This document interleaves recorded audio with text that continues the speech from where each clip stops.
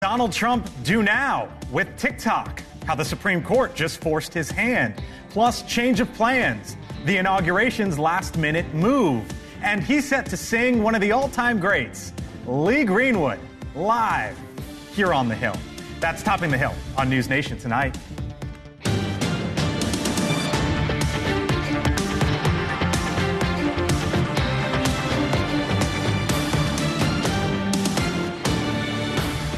And will 100% partner with him to reinstate the Remain in Mexico policy and make sure that it's in place. On day one, CBP-1 will be shut down. The president will be in charge of the border. It's a national security issue. A live look right now, Eagle Pass, Texas, along the southern border as the likely new head of the Department of Homeland Security, Kristi Noem, testifying before lawmakers today that a 180 in policy is coming along the border. But tonight, a live look back here in Washington as there are two huge stories, including the sudden U-turn at the Capitol. Donald Trump announcing his inauguration will move indoors on Monday due to the brutally cold weather that is expected to hit D.C. The first time since Ronald Reagan was forced to do the same in '85. That's extremely disappointing. Really disappointing. I mean, we're all out here. We knew it was going to be cold. I'm fine with it because I want him safe, because he's going to be our president and he needs to be protected. Plus, the Supreme Court today with an ice-cold reception to TikTok's arguments. A unanimous decision against the free speech argument from the Chinese app. On Sunday, TikTok set to be banned. But on Monday comes round two of Trump. Hello, good evening. Welcome to Washington. I'm Blake Berman. This is The Hill on NewsNation. So what could we see Monday from the 45th president, set to be the 47th? 100 executive orders, maybe? What do we even know about him? What's it like to be in the White House on day one with Donald Trump? Sean Spicer and Mick Mulvaney joining me here in a moment. But first, our Kelly Meyer on perhaps one of the first major items the next president could be dealing with, Kelly. And a big item. This is something that a lot of kids and adults use, TikTok. And President Biden, the outgoing president, is doing this with TikTok. He is leaving it to the incoming president to take care of. But President Trump President-elect Trump, going to be President Trump, had an interesting response to what happened in the Supreme Court today. So the Supreme Court essentially upheld the ban and said that this was a national security issue. So Trump said on his Truth Social that his decision will be made in the not too distant future, but he says I have some time to review the situation, quote, stay tuned. So making this the next episode of the Trump show, what will happen next? We also heard from the TikTok chairman. I wanted to play a soundbite quick of what they had to say. On behalf of everyone at TikTok and all our users across the country, I want to thank President Trump for his commitment to work with us to find a solution that keeps TikTok available in the United States. The TikTok CEO, we know, is going to be at the inauguration. I imagine they're going to shift some of those guests, at least major guests, inside. I know the space might be an issue now. It's a different, outdoor versus indoor. So they might be a bit a smaller guest list. But we also want to play, Senator Rand Paul was talking about the other part of this is the free speech aspect that has a lot of those TikTok users really speaking out about this and wanting to make sure that this sticks around. If we could play that really quickly. Terrible decision. What about free speech? The government shall pass no law banning speech. 170 million American, a lot of teenagers use this app. So stay tuned, President-elect Trump says, so we'll see what happens next. We'll leave it there. It all begins on Monday. Kelly Meyer, thank you very much. Appreciate it. So just before the Supreme Court released its TikTok decision, President-elect Trump revealed that he spoke with China's President Xi Jinping. Trump sharing some details of their conversation, saying in part, quote, "The call was very good for both China and the U.S. We discussed balancing trade, fentanyl, TikTok, and many other aspects. President Xi and I will do everything possible to make the world more peaceful and safe." Now, one of the very first things Trump will do as president of the United States will be to sign executive orders. Back in 2017, during the first week of Trump's administration, he signed a handful. This go around, Trump could sign 20 times that amount. Joining me now, Sean Spicer, former Trump White House press secretary, NewsNation political contributor. Mick Mulvaney, former Trump White House chief of staff, NewsNation contributor as well. Hello to you both. I know you both are looking forward to Monday. Let's game out TikTok here for a second. Mick, real quick, what do you think happens? It's going to be a really interesting test because it's one of those things that doesn't fall neatly into party politics. There are some Republicans who who really, really want this banned. You had Mark Wayne Mullen on this show just 2 days ago talking about it. You saw Tom Cotton on the floor of the Senate, I believe, yesterday, stopping an effort to try and extend the decision. So there's a lot of Republicans who want to see it go into place. There's Republicans, of course, who are going to back Donald Trump. It will be one of the first tests of the new administration. Yeah, one of the first tests. Sean, you were there. I was going to say, I agree with Mick, but for different reasons, right? Okay. So I think there's a national, Mick is looking at it from a political aspect, and I think he's absolutely right. I think, but the other issue is that you got to look at this as a national security issue versus a free speech issue. Donald Trump is probably looking at it more, as Mick described, as a political tool. I think this is squarely a national security issue. If you were outraged by the Chinese spy balloon going over our country for days and not outraged by TikTok using or China using TikTok as an app of espionage, gathering data, then you've got your priorities. Like, this is a national security issue only. Aren't you highlighting some of the confliction, right? Because Donald Trump was on one side of the TikTok issue, then he was on the other. His team, Marco Rubio, Michael Waltz, John Ratcliffe. I get it, and I know that he used it effectively during the campaign. There's no question about it. But once you become president, it is a national security issue. This is unbelievable. There should not be a discussion. If a blimp was floating up there sending out messages, would you be calling it a free speech issue, Rand Paul? I don't think so. This is not a free speech issue. China is not sending the same messages on TikTok. I know they do. 9-0. We're all very smart people. I think look, the bottom line is China's not even showing the messages that they show our kids in China. This isn't about speech. This is about manipulation. This is about espionage. And I don't think that we should be. The idea that we're having a discussion about this is nuts. I want to get to Mick here in a second from your perspective. But Sean, day one, you were there day one. And there's talks of 100 executive orders, maybe. The Hill reporting this could involve tariffs, the border, the EV mandate, banning transgender athletes in women's sports, DEI. There'll be more energy as well. I mean, you touched on energy. Yeah, I just hit on some of it. What are you hearing that this could possibly entail? Oh, I think that and more. And there'll be, my guess is that you're talking about north of 100. The question that north of 100. North of, and how? And that's the key. You're about to ask the next question. Is it first day, and what do you count as the first day? Remember, the president's sworn in, and to your point, he has the actual swearing in, then there's a lunch afterwards, then he goes to the parade, then there's a reviewing stand. By the time the president gets in, you don't have a ton of time before you're heading off he's got 3 balls that he has to appear at.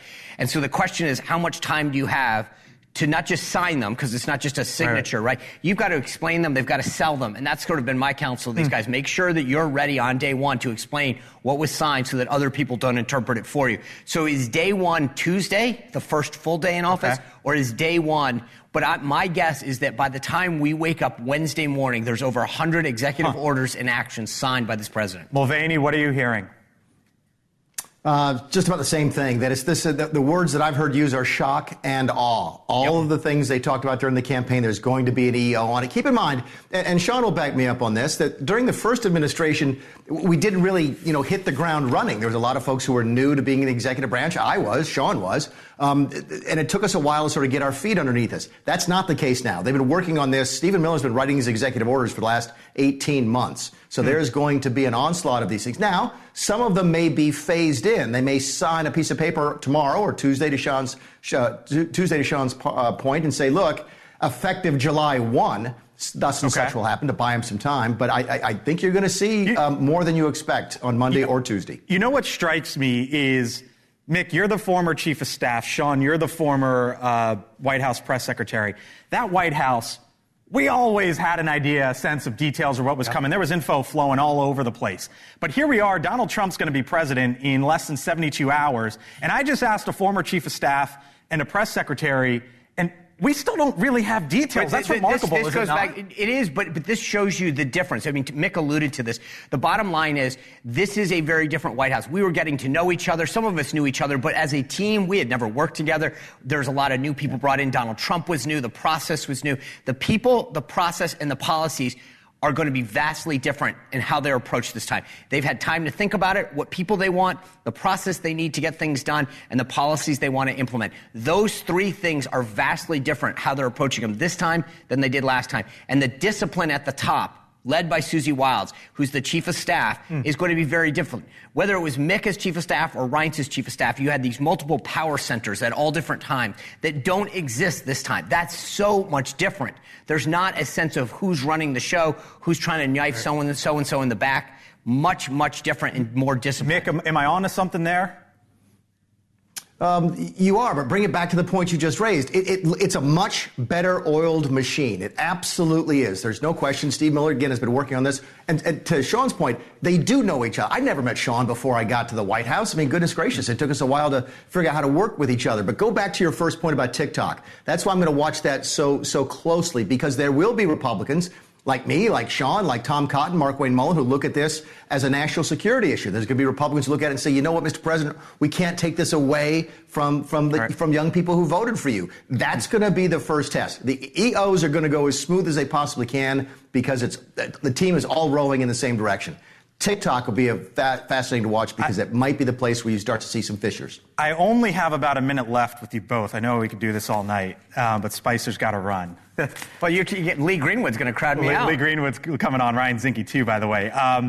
But it's been a long time, by the way, since Sean has run anywhere. But go ahead. Okay, give me the final minute. I'll give give Sean the final minute.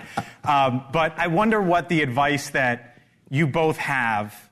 Mick for Susie Wiles and Sean for Caroline Leavitt, who's going to be the press secretary. Mick, I'll start with you. Tell him the truth. You're the only person in the building who gets paid to tell him stuff he doesn't want to hear. If you're not going to do it, no one will. Sean? Always check with him. You know, despite what you think he believes or what he wants, I've said this to the incoming team. Put your plan together, run it by him, and make sure that he's on board with what you're going to say and how he's going to say it. He is very particular about how he wants his thoughts and his policies and announcements communicated. Fascinating. Mick Mulvaney, Sean Spicer, thank you both. Before I go, I'd be remiss if I didn't say happy birthday to the Mulvaney triplets. 25 years ago, the man on screen left became a father. Mick, congrats. Thank you both. Appreciate it. Talk to you soon. Thanks, guys, very much. You got it. All right, still to come here over the next 45 minutes here on the Hill. Last-minute changes to Trump's inauguration. Extremely cold temperatures now forcing the event inside. How that will impact the day's festivities. Plus, Lee Greenwood, one of several artists scheduled to perform at the inaugural events. How the weather could impact his performance, maybe, I don't know. He'll tell us. He's joining us live here in studio. And later, there's only like north of a dozen people or so who know what it's like to be in Donald Trump's cabinet right out the gate. What do you think that's like? What does Trump want? You'll hear next. Welcome to Washington. I'm Blake Berman. This is the Center of Politics, and you're watching The Hill here on NewsNation. We're back in 4. To rapidly reduce inflation, I will end Kamala's war on American energy, and we will drill, baby, drill. We're going to drill, baby, drill. All right, so one of the last actions of Joe Biden's presidency was to install potential new offshore drilling restrictions along the east and west coasts. President-elect Trump, as you might know, strongly opposes the move, and an issue that his next Interior Secretary could be left to deal with just that. Now, for all of the challenges and opportunities facing the incoming Trump administration, there's also a chance that on day one, no one potentially could be confirmed to his cabinet. As of right now, there aren't any Senate votes scheduled. Our partners at the Hill say the Florida Senator Marco Rubio could be confirmed as the Secretary of State, though, Monday afternoon. But in reality, it will take some time for Trump's cabinet, the full amount, to be put in place. The Republican congressman from Montana, Ryan Zinke, knows what it's like to lead a department under Trump. He was the Interior Secretary in the first Trump administration. Congressman, nice to see you. Thanks for being back with us. Great to be with you. Always good to have you here on the Hill. Delays, to tell you how bad it was. Okay. Is that the Department of Interior had 17 Senate confirmed positions. Okay. In 2 years as an Interior Secretary, I had 7 of 17 in. My predecessor, 2 weeks. This is why President Trump was very concerned at the very beginning about the paperwork behind it. Security clearances, Office of Government Ethics. Are they slow rolling me? If he doesn't have his core cabinet in, soon, and they are. It doesn't sound like they're going to be in on day one, though. So how big of a problem is that? Well, they'll have some acting, but we have real problems in this country. right? And I would say the security team around him should be in on day one. There's no controversial cabinet members that have gone through the confirmation hearings. From your perspective? Well, let's look at Pete Hegseth. Knocked it out of the park. Even the Democrats go, you know what? He's not only capable, but he's the right guy for the right job at the right time. I think there were, even on this show, some Democrats were a little upset with how Democrats handled that hearing and the lines of attack that they... Right. And Doug Burgum. You can't find a better pick. And these guys are all-star. They're very good. And they were prepared. You saw the confirmation hearings. In many cases, they were more prepared than their adversaries, trying to, sling mud on them. Is that offshore executive... Trump wants to drill, baby, drill, right? Is that offshore executive order that Joe Biden signed in the final... What is it, last week or so? Is it a problem? It is a problem. There was a lower court ruling that said, based on a 1950s law, that once a president puts something off limits, another president can't. I think that can and will be successfully challenged. But, on offshore oil, I did a review of everything. And there's three things. One, you have to have a resource source. You have to have oil. So states like Washington, California, the entire East Coast, don't worry. There's nothing of interest out there. Secondly, you have to have participation from the state because the state owns state waters. So you got to transport that resource across state onshore. And if the state doesn't want it, it's not going to happen. And lastly, you got to have infrastructure because it takes a lot of infrastructure. What Biden did is he took off limits some of the largest gas plays, which are absolutely critical for the near shore or the near term of energy. He took those offline. Okay. It's going to take a little while for the courts to remedy that and us to turn on the spigots again. A little while for the courts to do it. Okay. So you know what it's like to be a cabinet member of Donald Trump's team. What's the expectation from him when you get in there? What's the you're a Navy SEAL, so I don't know how you view pressure, probably differently than a lot of folks. But what is the perceived pressure being a member of his cabinet? Well, I got to tell you a short story to highlight it, right? Okay. When I said we could be energy dominant, and it was his terminology. I said we could dominate. He goes, I love it, energy dominance. Okay. But he all of a sudden, what can you do? I said, well, we can probably do it in 18 months. Okay. Now, we did it in about that, but he followed it. He is a business guy. He's a CEO, right? And when you make a promise, he makes sure you keep it too. And that's why, follow his promises made in his campaign. To his best degree, he will deliver on those. But when you make a promise to Trump, you know what? It goes downhill too. You better deliver. You started in March of 2017, I believe, right? Yep. And there was big headlines that day because you came to the job on a horse. I did. Right? So you rode into the Interior Department on a horse. And I wonder, Congressman, your advice to other cabinet members. Is it to kind of go in there low key? Is it to go in there, make a statement, looking back at it? How would you tell them to handle all of it and to prepare for all of it? You know how I did it is I had President Trump sign an executive order because not all the power came with an interior that say on energy dominance. A lot of it did. But I also needed help from EPA, from the different cabinet members. And I had him sign an executive order to give me guidance and also give the other cabinet members to make sure we're on the same page. And that's exactly what he's doing right now. He's going to issue a number of rescissions, but he's also going to issue some very, very strong... Spicer just said north of 100 executive orders in the upcoming days. Is that what you're hearing? That's what I'm hearing. Some of them are going to be rescissions, I'm sure, of existing regulation under his authority. But others going to be, this is what you're going to do. And my advice to the cabinet members is do exactly what you said you can do and be fearless about doing it. Got to leave it there. Congressman Ryan Zinke. My pleasure. Appreciate it. Thank you, sir, for being back here on the Hill.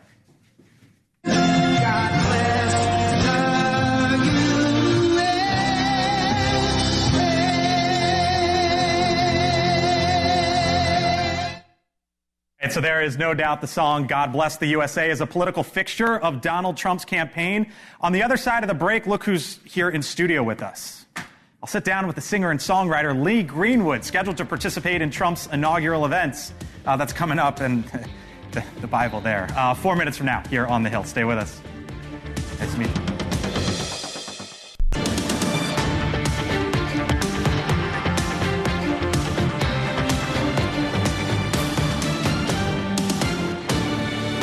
Welcome back here to the Hill on NewsNation. Movement on the Israel-Hamas hostage deal. The New York City Mayor Eric Adams headed to Mar-a-Lago, and an update out of California, plus the last-minute changes to the inauguration. Our Kelly Meyer is here with what's happening in and around the Capitol. Hello, Kelly. Hey there, Blake. A busy Friday here in Washington, D.C., and also around the world. We have new developments in the Israel-Hamas ceasefire deal originally announced on Wednesday. Just moments ago, Israel's full government cabinet approved the hostage deal with Hamas. This after Israel accused Hamas of backtracking on that agreement yesterday. Israel's government says it expects the first hostages to be released from Gaza starting on Sunday. Also today, a new guest over at Mar-a-Lago, New York City Mayor Eric Adams, making a trip to Palm Beach to meet with Trump, who coincidentally will have the power to pardon him of federal corruption charges once he's in office. The mayor's team insists he's there to discuss New Yorkers' priorities. And across the country to California,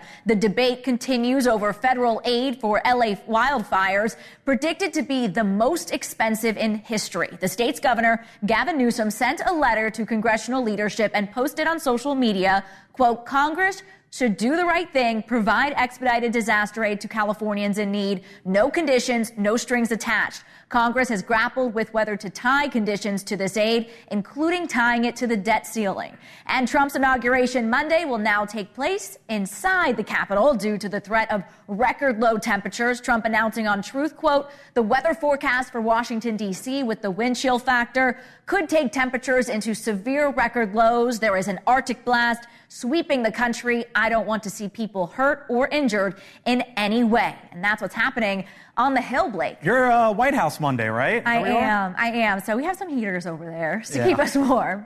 It's pretty cool over at the White House. No pun intended. Yeah. But being there on the day that you see the transition, it's cool. It's going to be Kelly very Meyer. cool. Thank you. All right, Kelly, thanks.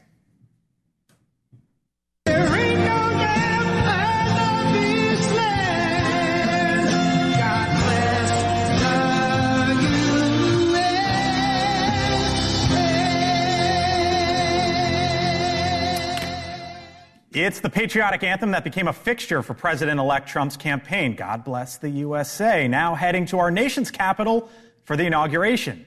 Lee Greenwood, scheduled to perform his hit song moments before Trump puts his hand on the Bible and takes the oath of office. Greenwood joined several big-name American artists who have signed on to be part of the inaugural events, including Carrie Underwood, Gavin DeGraw, Billy Ray Cyrus, and Kid Rock. Joining me now here in studio, the Grammy Award winner, Lee Greenwood. Hello, sir. Great, Blake. How are you? Thanks for being with us tonight. Absolutely. I appreciate it. I know there's a lot for you going on, and you stopped on in. I appreciate it. Wow, there is. There's so many galas and things. I just can't wait to see what my wife's going to wear next. Right. I hear you. So the big news of the day is the event moves inside. How does that change anything, if at all, for you? I mean, you've been doing this for decades. Does it change anything, or? Well, I don't think it really changes anything. It does. The environment kind of affects what sound does, for the audience. I'm hoping that they'll get that together, and I assume they will. You're performing just minutes before Donald Trump puts his hand on the Bible, takes the oath. Carrie Underwood. Then after that, you've performed in just about everything. World Series, 2001, Yankee Stadium after 9/11, the Super Bowl. What's that moment like? Is it the biggest moment of your career, maybe? This is my third inauguration. I sang live for a president. This is the second time for Donald Trump. And I tell you, in 2016, it was everybody tried to get you to not sing. They're like, there were a lot of threats and stuff like that. And I'm like, no, I don't think so. We had the sheriff watching our house in Nashville, and to make sure everything was cool. Some people threw our chairs in the pool. That's about it. You had threats to your home? Yeah. But now the whole mood has changed, and conservatives used to go, "Thanks for helping the president," and now they're like, "MAGA, go, man, it's cool." The president swept the nation with a popular vote. And by the way, all those people are my friends. Carrie Underwood, Gavin DeGraw, I know very well. Billy Ray Cyrus, Kid Rock, and we're doing several events here. But being at the White House or at the Capitol just before the president takes the oath, and let's hope he uses this Bible, because this is the brand new gold edition that comes out Monday. This is the God Bless USA Bible, which we've been promoting for years. Yeah. But this is the new version. There's only 5,000 printed. Go to GodBlessUSABible.com or LeeGreenwood.com and get one, because it's going to be rare earth as soon as it comes out. What would you say to those who have? There are some criticisms for you selling this in tandem with Donald Trump. What would you say to those who who criticize you on that front. Well, I'm a conservative Christian. I make no bones about it. I ask my pastor about what we have in the back of the Bible. It's the King James Version, and in the back is the Constitution. So many immigrants who come to this country have more about the country than we do. So the Constitution, the Bill of Rights, and Declaration of Independence is something we all need. Let's put it together with the Bible. How about it? What's the biggest change that you've noticed from 2017 to now? You've been a longtime supporter of Donald Trump. We've seen, whether you support it or not, we've seen a definite shift of tone, of attitude. What is the biggest change as you've seen it? Well, I think people get to know our next president very well. Donald Trump is himself when he comes on stage. He makes a lot of inferences. You can't take everything serious he says. Sometimes it's just like, well, maybe I'll do this, maybe I'll do this.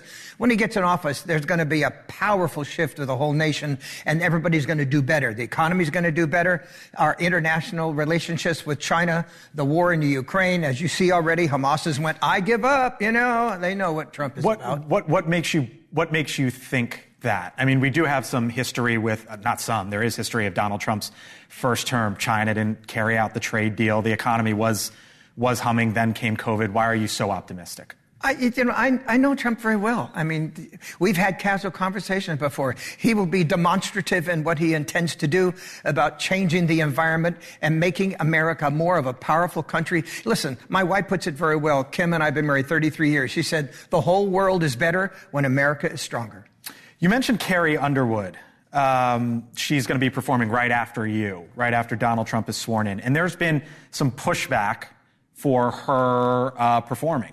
She was asked about it, and here's what she said. She said, quote, I love our country, and I'm honored to sing at the inauguration and to be a small part of this historic event.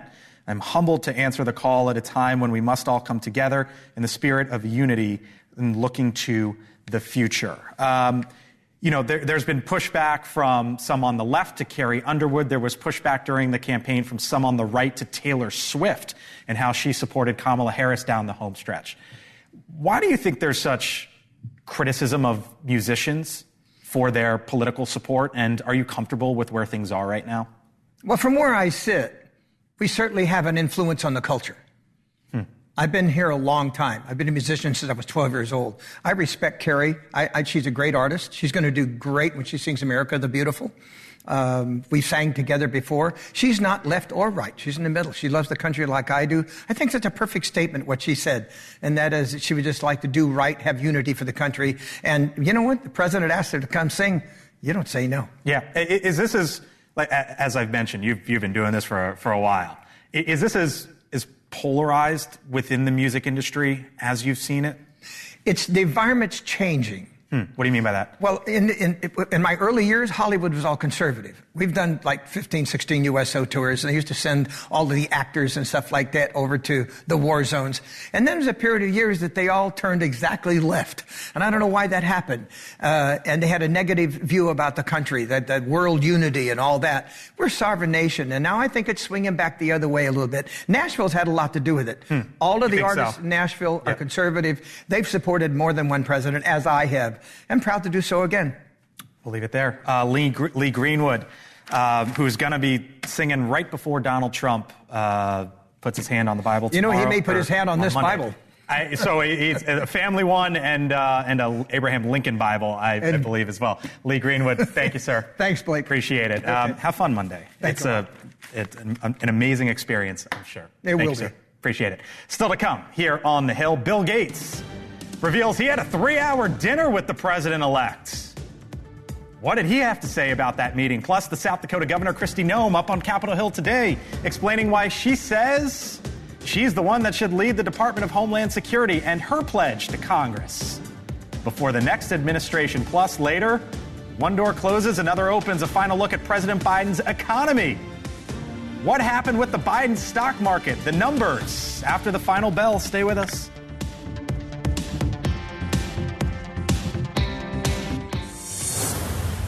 Don Jr., his son, very loyal to him, said, I have never in my entire life heard my father admit to a mistake. A big NewsNation special coming up. I will give you inside stuff you have never heard about the president. All right, welcome back here to The Hill on NewsNation. Live look at Capitol Hill, where Less than 72 hours from now, Donald Trump will be sworn in as the nation's 47th president. The inauguration, slightly different this go around. The ceremony has been moved indoors due to the brutally cold temperatures expected Monday here in Washington.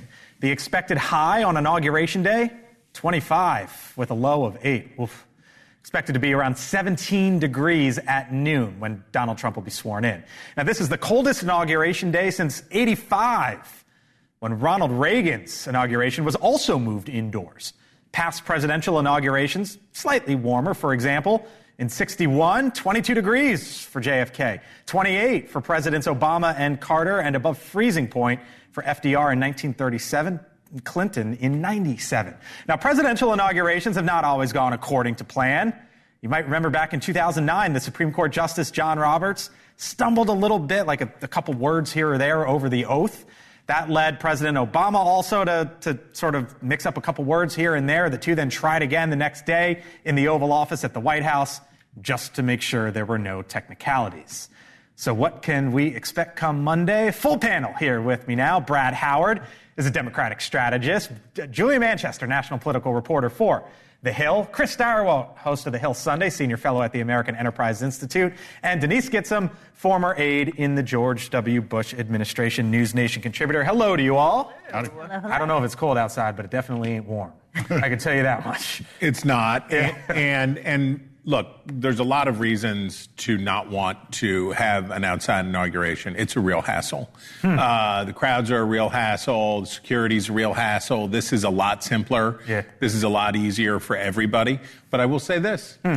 It's a good spectacle, right? They're under the sight of heaven, under the watchful eyes of heaven, that you do that. And you mentioned JFK. He did it without his hat, right? He wanted to show that he was cool, even when it was cold. Did it without his hat. Set a fashion trend. I don't know. I'm gonna miss it. And I wonder how Donald Trump feels about this being inside. We know that Donald Trump likes a crowd size. He likes big crowd sizes. No danger of that this time, though. No You danger. That's true. You can't have shrinkage because what can you say? What could be done? Let's keep in mind too. He's a Floridian now. And we do not handle the cold at all. It is going to be pretty. Here's an observation, Denise, that I have, and I ran this past Mick Mulvaney and Sean Spicer. The last White House, you would get stuff flying all over the place. This is coming on this time, and ba. Here's what we know. We're hearing north of 100 executive orders right out the gate.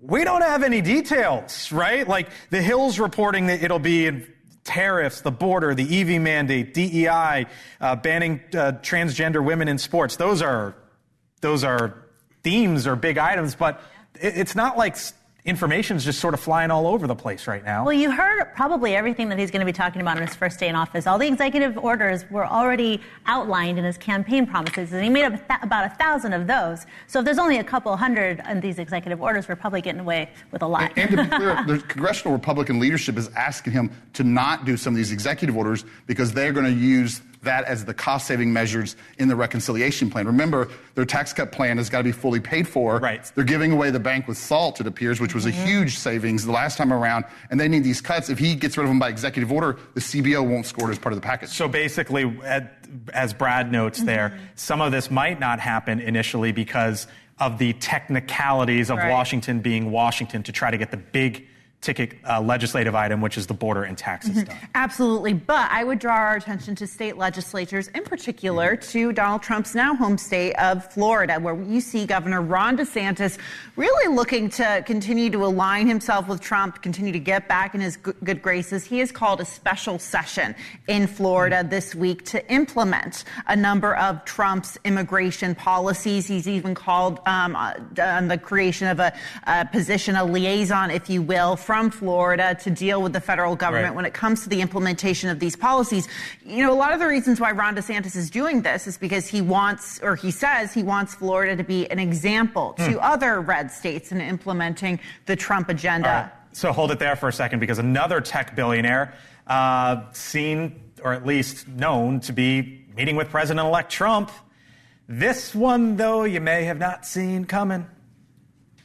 Yeah, I had a chance to go have a long and actually quite intriguing dinner with him. I was frankly impressed with how well he showed a lot of interest in the the issues I brought up. That, of course, is Bill Gates, Denise. Wow. Wow, right. He described it as intriguing. Yeah.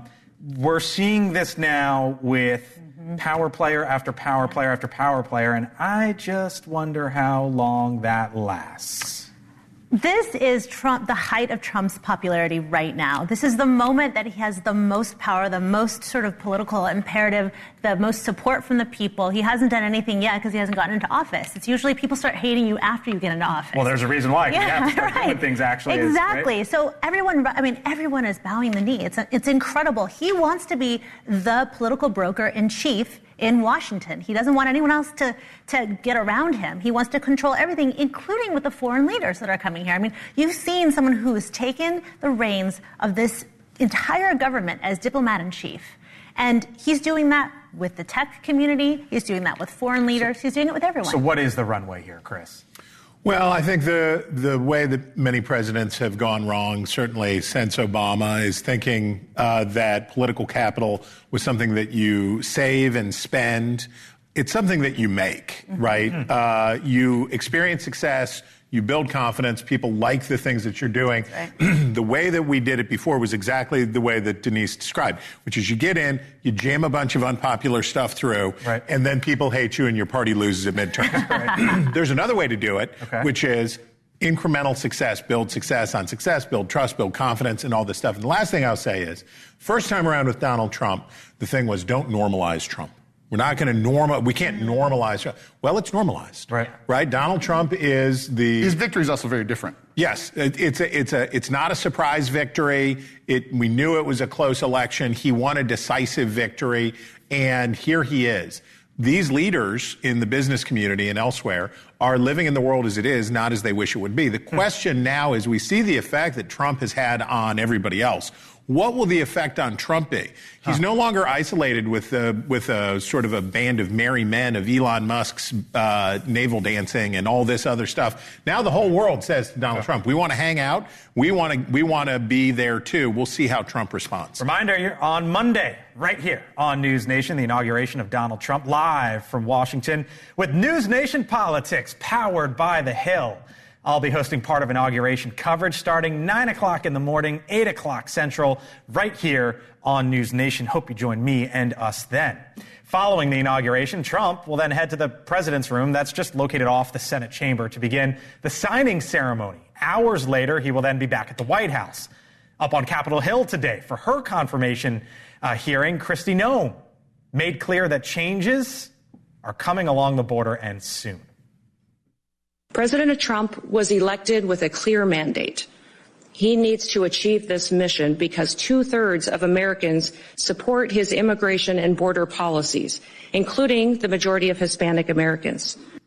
Don't forget, by the way, FEMA is under DHS. Noem was also asked about how the department will handle disasters.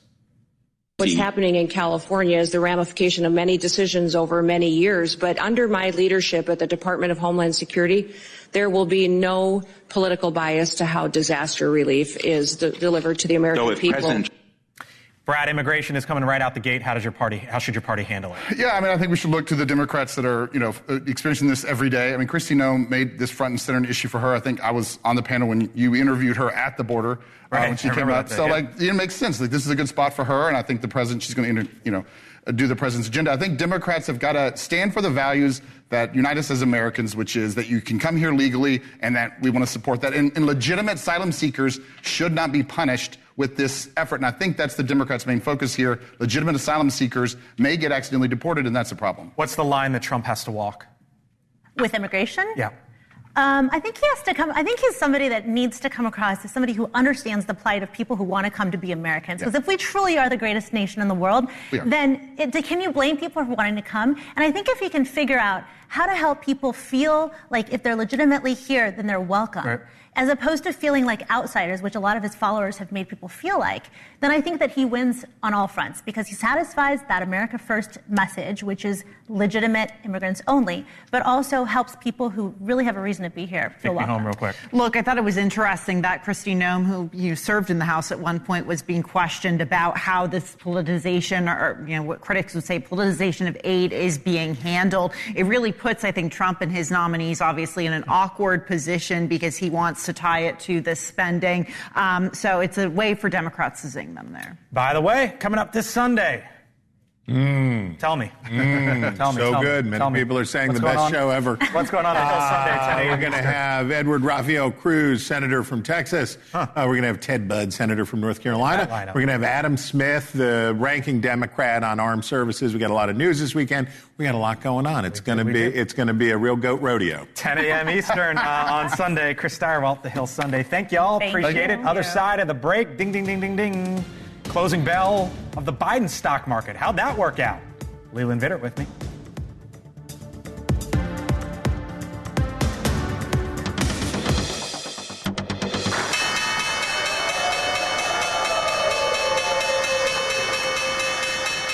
All right, so that is the sound, you could say, of the book now closing on the stock market during the Biden presidency. So how'd it do over the last 4 years? Pretty darn good. Here's the numbers. S&P 500, Dow Jones, the NASDAQ. If you had money in the market in the 401 or 401k, you got to love to see this, 58, 40, 48%. But the other side of the story, inflation. It pinched the wallets of Americans. This right here, especially in 2022, was a major issue for the outgoing president. Inflation up over 20% during his time in office. Leland Vittert, host of On Balance, joins me live. There is a lot going on in this town, my man. Yes. Confirmation hearings still to come. There might only be one cabinet member for Donald Trump as he starts his tenure. You're talking to Jillian Michaels coming up about RFK Jr. RFK Jr., indeed. I think the fact that you put both of those charts up is really telling. Because if people had paid attention to the first chart, if voters cared about the first chart, Joe Biden, a la Kamala Harris, would have gotten reelected. Right, it was the second one. It's the inflation chart that matters. And I think that is a warning for Donald Trump, who oftentimes lauded how great the stock market was